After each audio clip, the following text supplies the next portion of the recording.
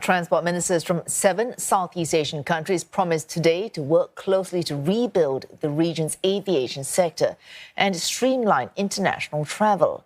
In a joint statement issued on the sidelines of the Changi Aviation Summit, ministers from Brunei, Cambodia, Indonesia, Malaysia, Philippines, Singapore and Thailand agreed to cooperate on areas including developing a single aviation market for the region and a common set of aviation-related health and safety protocols.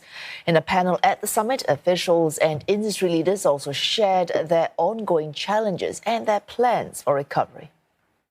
For a smooth and full recovery, Malaysia is of the view that health protocols imposed for air travel must be consistent, simpler, and more predictable. And some measures which require further consideration are as follows. Allow vaccinated passengers to travel without additional measures. Use pre-departure antigen tests for non-vaccinated passengers.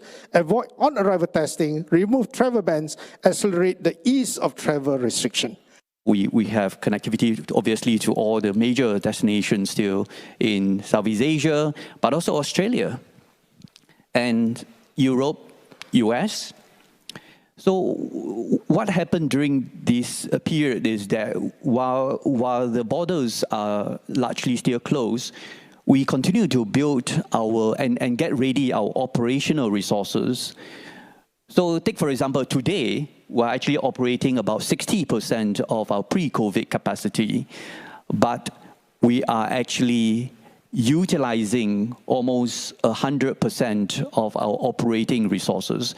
That means that all the operating resources, aircraft as well as pilots, cabin crew, are constantly being deployed on an active basis so that they continue to actually be familiar with how to operate the plane.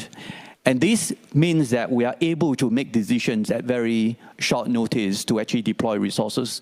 I think to prepare ourselves for the recovery, the first stage is for those countries who still struggling and still want to, to have lockdowns as what China is doing. I think the next step is to consider VTL at least.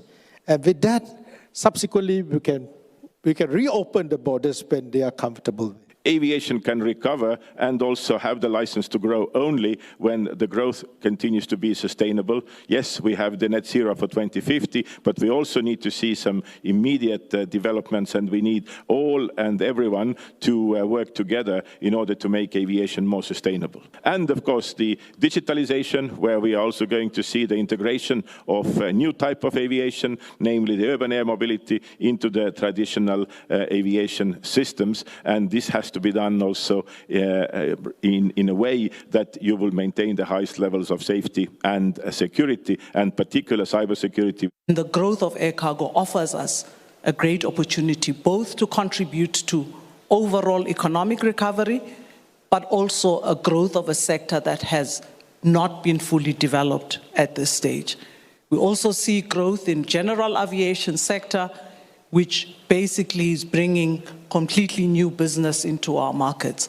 Our success as airports depends on the seamless, close collaboration and coordination with all our stakeholders, our airlines, our regulators, the government, and importantly, all our commercial stakeholders and investors throughout the value chain. We have learned a lot of things, and in some sense, the learning process is inevitable because we're handling really a pandemic of this scale for the first time for anyone. Having gone through that, we should all be able to come together and say, really, it is a global issue that we should actually work on. We should be much better at determining what ought to be the appropriate restrictions to impose in order not to overcorrect and lead to a disastrous outcome in terms of connectivity.